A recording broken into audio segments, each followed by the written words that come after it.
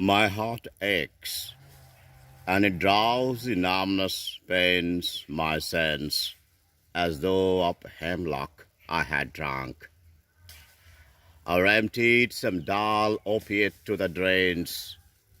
1 minute passed, and little words had sunk. 'Tis not through envy of thy happy lot, but being too happy in thine happiness, that thou, like twin dryad of the trees, in some melodious plot of beech and green, and shadows numberless, sing'st of summer in full-throated ease. Oh, for a draught of vintage that had been cold a long age in the deep-delved earth, tasting of flora and the country green, dance and provincial song and sunburnt mirth. Oh, for a beaker full of warm south, full of the true, the blissful hypocrite, with beaded bubbles winking at the brim, and purple-stained mouth, that I might drink and leave the world unseen, and with thee fade away into the forest dim, fade far away, dissolve, and quite forget that thou among the leaves hast never known the weariness, the fever, and the freight.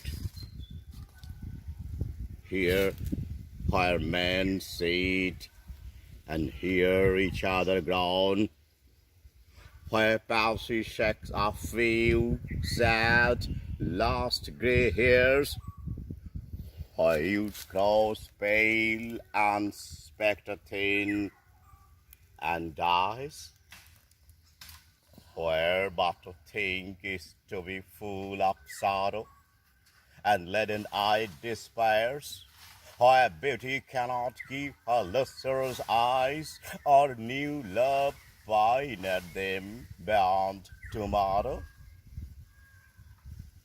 Away, away, for I will fly to thee, Lord charioted by Bacchus and his spars, but on the veilless wings of poesy. Though the dull brain perplexes and retards, already with thee tender is the night, and happily the Queen Moon is on her throne, clustered around by all her starry face. But here there is no light, save what from heaven is, with the breezes blown through verdurous glooms and winding mossy ways.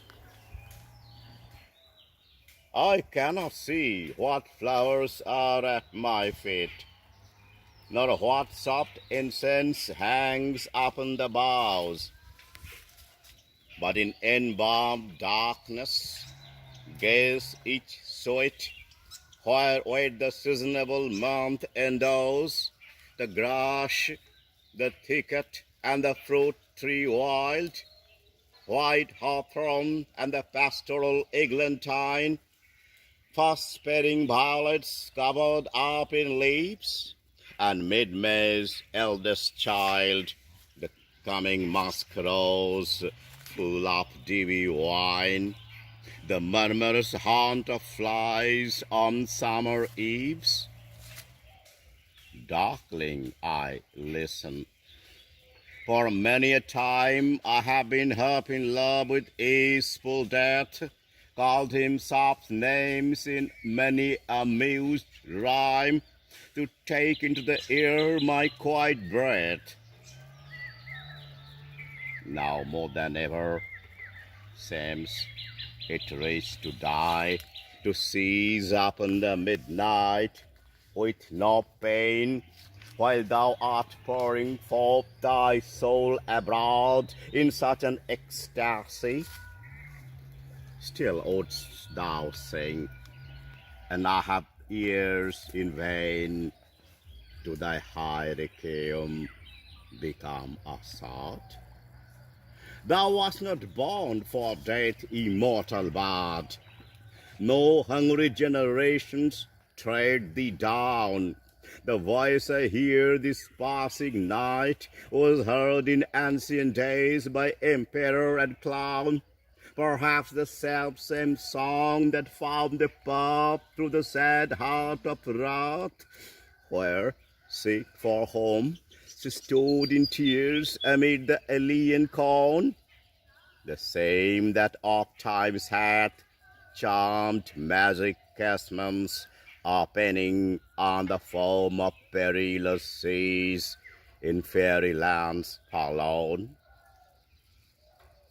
Forlorn.